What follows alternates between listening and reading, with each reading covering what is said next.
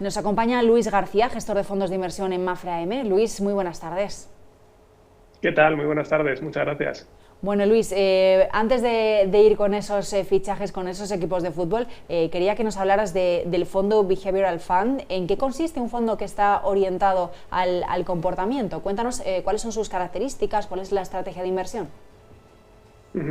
Pues es un fondo que se basa en el análisis fundamental, con un horizonte temporal de largo plazo, y es verdad que añadimos ese componente de conocimiento de la psicología del mercado y de nosotros mismos, porque creemos que por un lado nos dirige la mirada hacia oportunidades en las que el mercado pueda estar siendo irracional y se puedan estar dando ineficiencias en forma de discrepancias entre el precio que el mercado le pone a un activo y su verdadero valor, y ahí es donde nosotros intentamos entrar. Y por otro lado también nos sirve para conocernos mejor a nosotros mismos, estudiar esos sesgos cognitivos que tenemos y bueno, pues intentar no caer en esas trampas del cerebro de las que ahora, si queréis, pues hablamos con más detalle.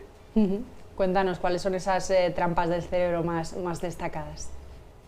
Bueno, hay muchísimas. La verdad es que sesgos definidos hay cientos y cientos, ¿no? Partimos de una base que es que el cerebro humano, que es la estructura más compleja quizá que se conoce, se programó, por decirlo así, en unos años en los que nuestros antepasados estaban preocupados por su supervivencia, ¿no? Por salir a cazar y volver a casa sanos y salvos, o volver a la cueva sanos y salvos. Y al final, prácticamente con esa herramienta, con muy pocas modificaciones, es con las que nos tenemos que enfrentar al día de hoy a estos mercados financieros tan complejos. Y tenemos que partir de la base del conocimiento de que nuestro cerebro no está preparado para tomar decisiones que tengan que ver con nuestro dinero, que por definición tienen un componente emocional muy alto, ¿no? Eso es lo que intentamos nosotros poner en valor desde el Mapfre AM Behavioral Fund. Por eso elegimos ese nombre para el fondo y por eso la economía del comportamiento, que al final lo que hace es integrar conceptos de la psicología dentro de la economía, que de por sí es la ciencia que estudia cómo tomamos las decisiones los seres humanos. Pues esa economía del comportamiento la ponemos en el centro del fondo y digamos que guía todo nuestro proceso de inversión.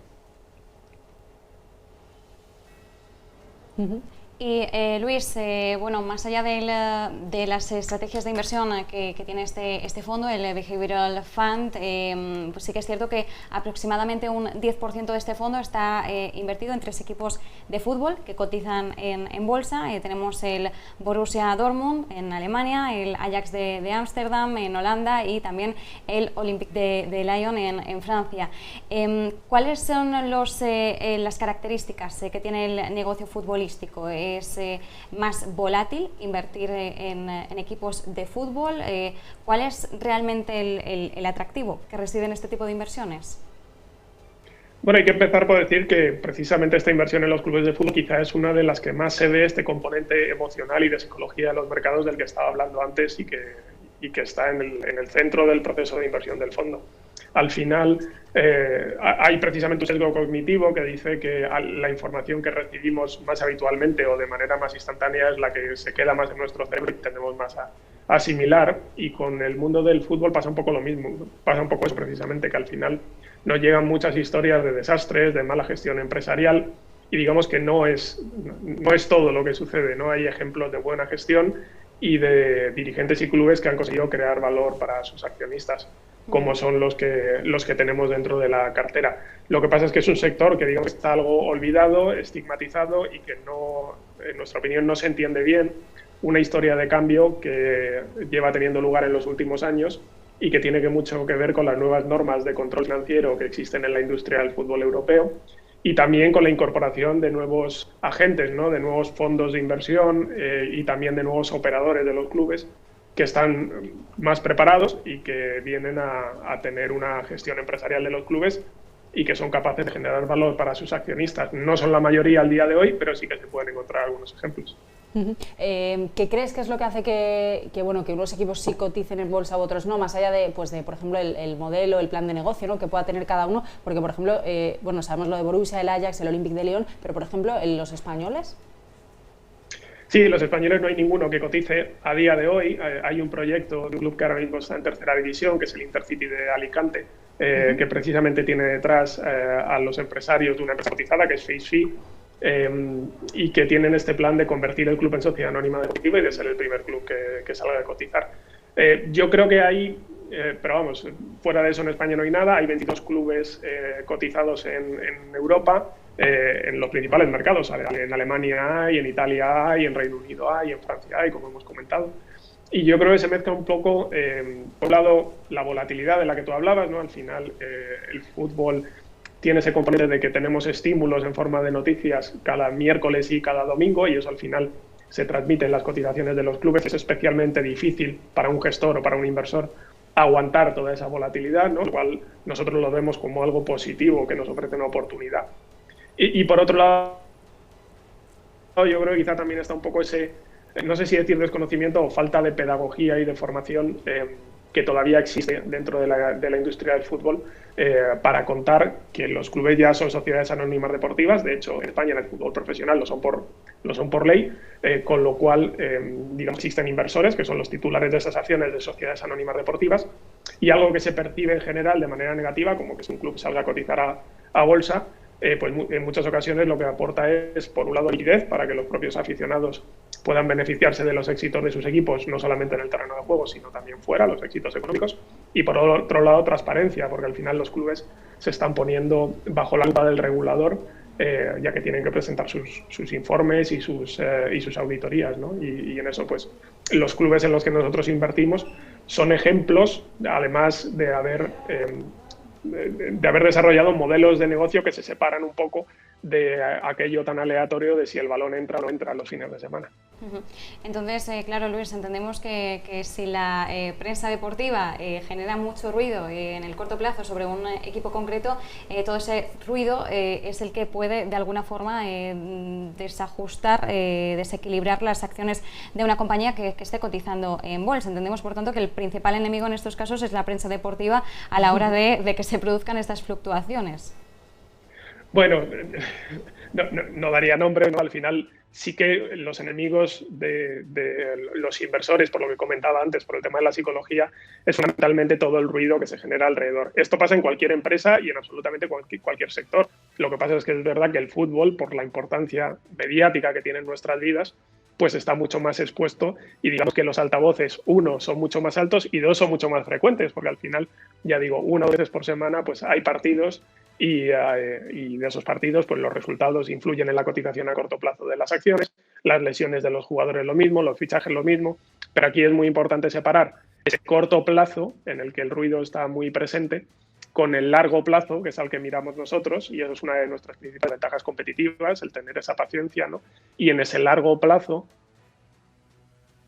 lo normal es que los fundamentales y la buena evolución económica de los clubes se acabe imponiendo y el mercado acabe reconociendo que el valor de los clubes en los que estamos invirtiendo, como nosotros pensamos, es mayor que el precio que ahora mismo le está asignando.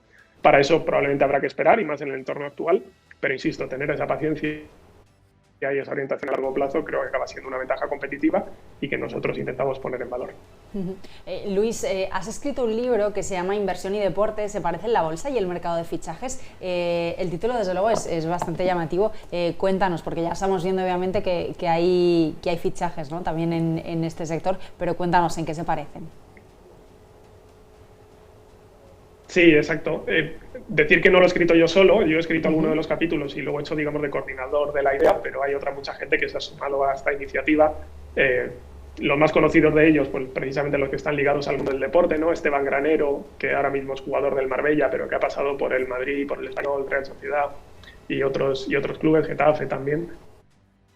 Julio García Mera, que es 2 veces capitán de esa selección española de fútbol sala, 2 veces campeona del mundo, o Alberto García, portero y capitán del Rayo Vallecano, pero también muchos inversores y profesores universitarios que se han querido sumar a esta iniciativa, que aparte tiene un fin solidario, ya que todo lo que recaudemos va hacia 2 asociaciones sin ánimo de lucro. Por un lado, Hagamos Sonreír, que trabaja con la escolarización de niños en Brasil, y por otro lado, Bayou Kids, que trabaja precisamente para fomentar la formación financiera de los niños. Y digamos que la respuesta a esa pregunta que planteamos en el subtítulo del libro, ¿se parece en la bolsa y el mercado de fichajes?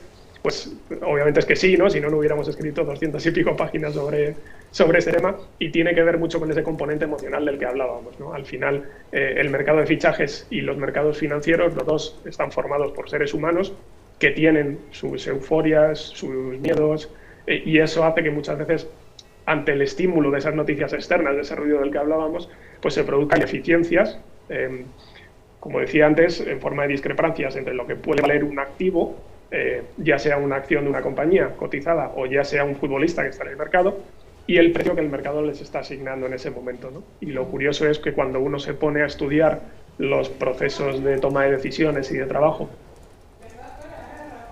de los directores deportivos que han sido exitosos generando valor para sus clubes y de los inversores que han sido exitosos teniendo rentabilidades superiores al mercado, pues al final existen muchas similitudes en la manera en la que plantean su día a día.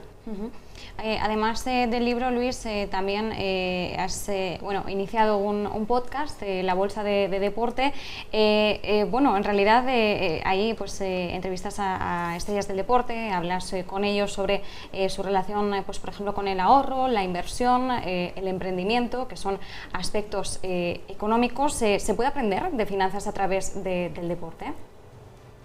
Se puede aprender muchísimo, se puede aprender en una primera vertiente, que es la que tocamos en el libro, de esas similitudes entre el mercado de fichajes y la bolsa, que esperamos que atraigan a más gente para interesarse por el mundo financiero a través de algo que despierta tanta atención en España como es el deporte, ¿no? Y que al final pues tiene tantas similitudes que muchas veces no nos paramos a pensar. Y luego por otra segunda vía, que es la que tratamos de tocar en el podcast. El podcast está englobado dentro del nuevo canal de comunicación de Mapfre, que ha estrenado esta semana precisamente los podcasts como vía de comunicación con su entorno. Nos estrenamos con este podcast que se llama La Bolsa de Deporte, y en el cual pues yo he tenido la suerte de entrevistar a Esteban Granero en el primer capítulo para que nos hablara de Holocip, de su empresa de inteligencia artificial, pero también de su relación con el ahorro, con la gestión de las inversiones. Y en los siguientes episodios pues seguiremos haciendo lo mismo con otros deportistas, porque pensamos que merece la pena, uno, intentar acercar al público general algo que en ocasiones resulta árido, como es el ahorro y la inversión, pues a través de sus ídolos del deporte, ¿no? Y dos, también contar las historias de éxito de deportistas que han sabido rodearse bien, formarse bien y tomar los pasos adecuados para tener una buena gestión de su patrimonio y buenas iniciativas empresariales. Muchas veces, y vuelvo a lo de antes, lo que nos llegan las noticias son los fracasos, las estadísticas que dicen que 5 años después de terminar la carrera, casi el 80% de los deportistas está arruinado, y nosotros precisamente queríamos contar la otra cara de la moneda, ¿no? Cómo se pueden hacer bien las cosas e intentar que los deportistas que vayan pasando por el podcast, que no quiero desvelar ningún nombre, pero creo que son muy, muy atractivos, pues cómo han podido, dedicar ese esfuerzo, muchos de ellos estando en activo, a formarse y a tener una mejor relación con sus ahorros. Pues Luis, muchísimas gracias, muy, muy interesante. Vamos a seguir de cerca ese podcast, La Bolsa del Deporte. Gracias por acompañarnos. Muchísimas gracias a vosotros. Buenas tardes.